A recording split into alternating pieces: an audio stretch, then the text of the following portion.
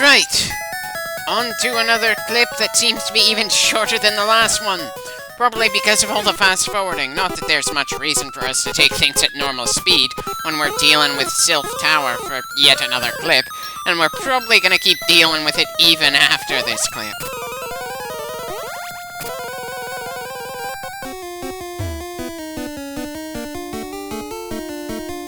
If it was, then we wouldn't still be here. And for that matter, I don't think the local mafia physically holding everyone hostage is gonna mean nobody's ever gonna want to buy your product ever again. Not that this is much of a hostage situation as far as I can tell.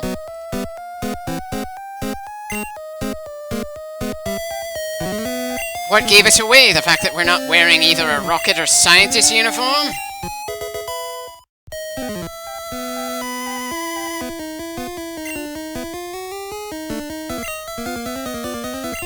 Which means it's a last resort, spiteful move that there are very few circumstances where I would consider it anything other than just stupid. And I've already shown the few circumstances I would try it in Stadium. It's not like the Pokemon that explodes is gonna gain any experience points for taking down the Pokemon it blew up in front of. Or did that change in the later generations?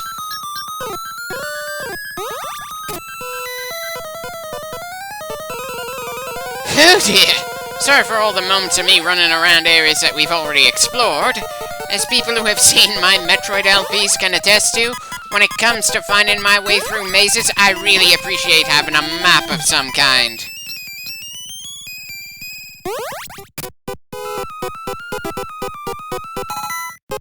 So, the only way to get to that key card is to go through that particular teleport point twice, so you essentially haven't moved at all. Kinda confusing. Right, let's try to do this in a semi-methodical way. Though I somehow doubt it's going to stay all that methodical for long.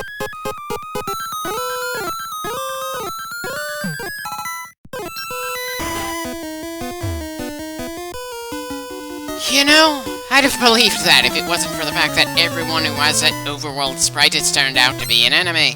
And of course the change of music when we start talking to you.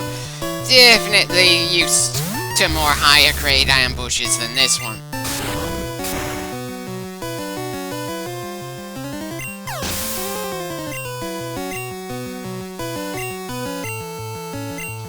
Go ahead and keep throwing poison types at Neo. He's gonna appreciate the easy marks on his scorecard.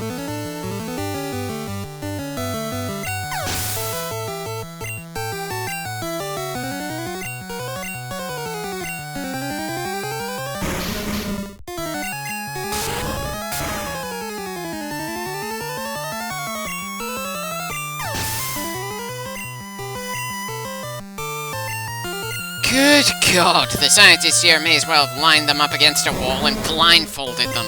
It's bad enough that they had an 11-level disadvantage, but getting hit by nothing but super effective hits on top of that? Sure, I appreciate the fact that it leveled Neo up, but that was just sad for the poor bastard. But then, I'm having a hard time remembering any battles in this generation that didn't involve Stadium that weren't sad for the poor trainer who was thrown against us.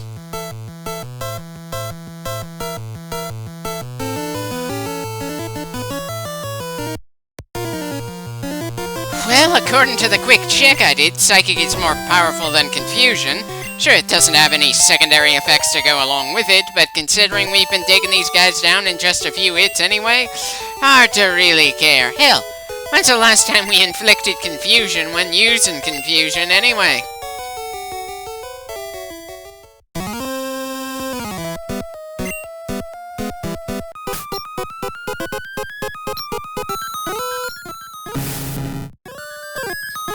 Again, really wish this was a generation that actually told you more about the attacks you have on your Pokemon's move list. When we check the stats screen, all we get is the name and how many shots we have on the thing. Not what it does, or what type it is, or the baseline for what kind of damage it can inflict.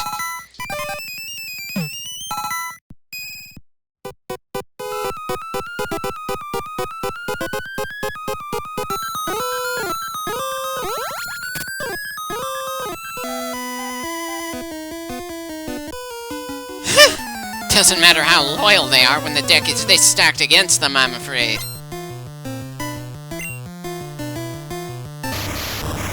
Okay, why did you use the plural when you only had a singular soldier with you? Based on the amount of shots we have for it, maybe it's better to have Psybeam on top and not Psychic.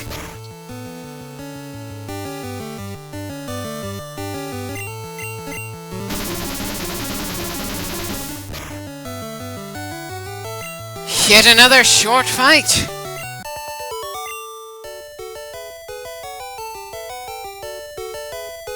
Hey, he might have been able to do something if you'd had the sense to use an offensive move instead of a debuff like Screech.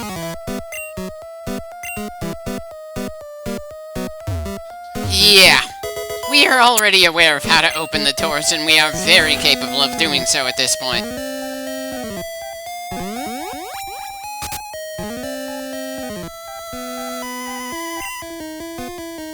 Don't be afraid, it doesn't look like Team Rocket is really doing anything in the building other than just waiting for the player to finish smacking them around. Or to just get to their boss and beat him, so everyone else allowed to, run the hell out of the city.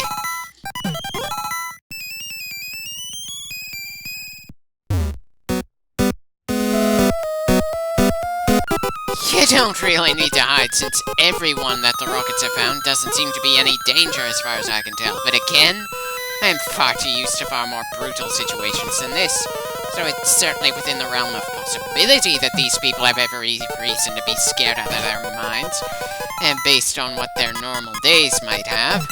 Still, I've seen nothing to indicate that the Sylph building ever had any security outside of just locking the doors and hoping nobody finds the keycard after a lot of teleport jumps. And none of the non-hostile employees seem to have Pokemon of their own to fight back, even on a basic level against all these lower-end grunts. Yeah, I kinda figured that based on seeing your jacket. Can we have one or two people in lab coats who aren't hostile just for the sake of variety? But then who am I to ask for variety when we're dealing with another scientist who sends a round Pokemon to deal with us?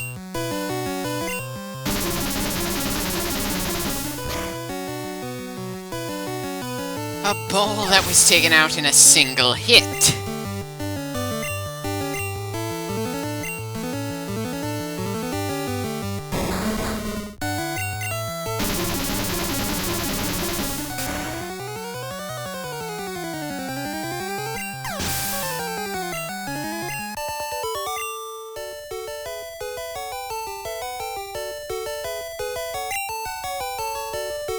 Well, it's not like you made it hard for us to take you down. I might have said this in a previous clip, but I'm kind of getting the impression that we might be stupidly over-leveled to deal with the unnamed trainers all over the damn place. Though that said, I think we're pretty close to, if not at the level that Koga's best Pokemon was at. I don't really recall off the top of my head, and before I forget, what was with that scientist saying he joined Team Rocket for the sake of researching Pokemon? This is a company that designs and constructs Pokemon products in a world that is absolutely full of Pokemon to the point that even the sewage gunk somehow managed to become a Pokemon. Why in the hell would he feel the need to join a criminal organization in order to study them? Were the experiments he wanted to conduct just absolutely horrific that nobody sane would let him do them? Again, it probably doesn't actually matter all that much, but I'd kinda like to know if only for world building's sake.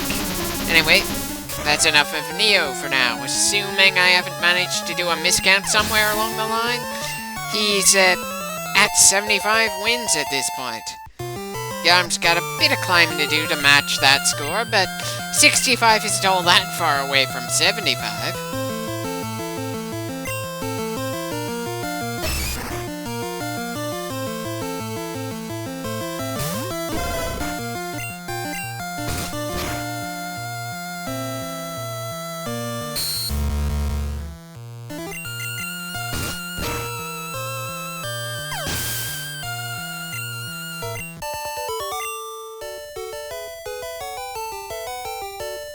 Yeah, I can kind of understand the frustration on your end. No matter what you guys throw at us, we're just continually ripping through with little to no trouble. Wait, you weren't allowed to start training Pokemon at the player character's age? I have literally seen trainers on the road who are even younger. What, did your parents just not allow you to have any Pokemon, so you went to the criminal organization because it was your only means of getting one for some odd reason? Or did you fail some kind of test that would let whatever counts as a government authorize you to have a Pokemon? A test that we've never actually seen in any Pokemon media, as far as I'm aware, and that is so easy that even an especially tense child can be expected to pass it. Again, probably doesn't matter, but considering we're 57 clips into this game, I think I'm allowed to be annoyed at how little world building there's been.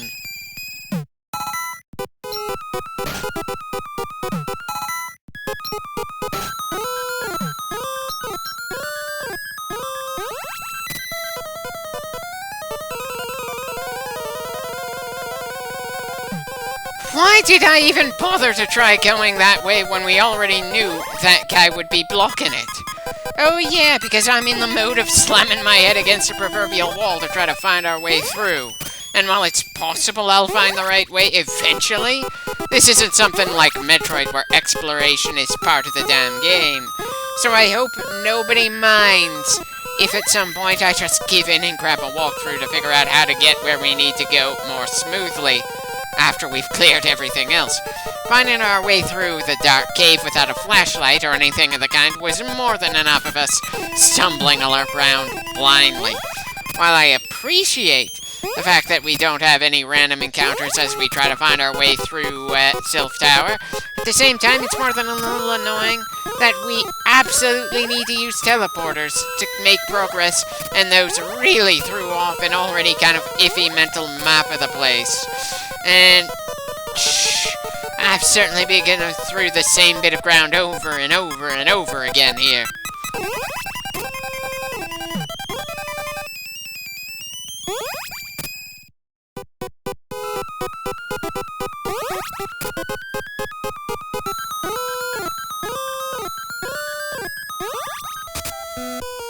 Well, at least this is new. It doesn't change the fact that my eyes are getting tired of seeing those yellow and white tiles. If anything, fast-forwarding seems to have made that problem a little worse.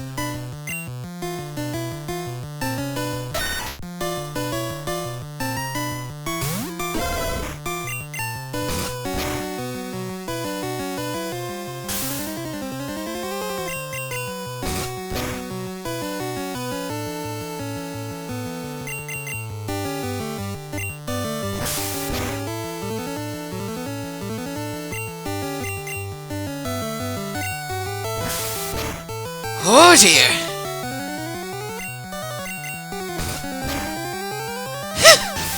Well, at least I was lucky enough to take that Sandshrew down without Garm being taken down himself. But there's not a chance in hell I'm sending him against a Sandslash if a Shrew managed to do that much to him so quickly.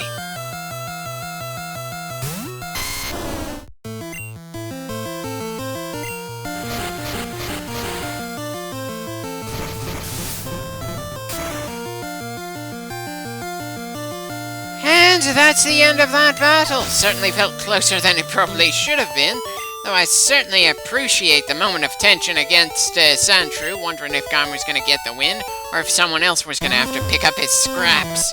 Again, kind of wish there were more moments that made me feel worried this far into the game. Even some minor worry like that.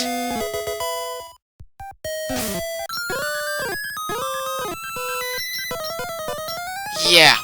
Probably not gonna keep Sword Stance, just like we're not gonna keep Self-Destruct. Anyway, that should do it for the exploration we've gone through in here for now. Time to go to the store and do some inventory management.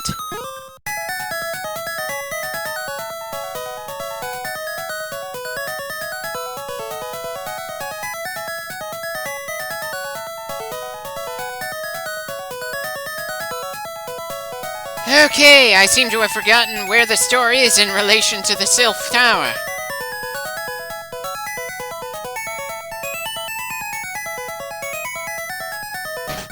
Screw it, we'll just shove some stuff into the PC and heal. Then it's back to the tower. Hopefully the next clip is the last one we spend in there, and we can get on with dealing with both gyms in this city.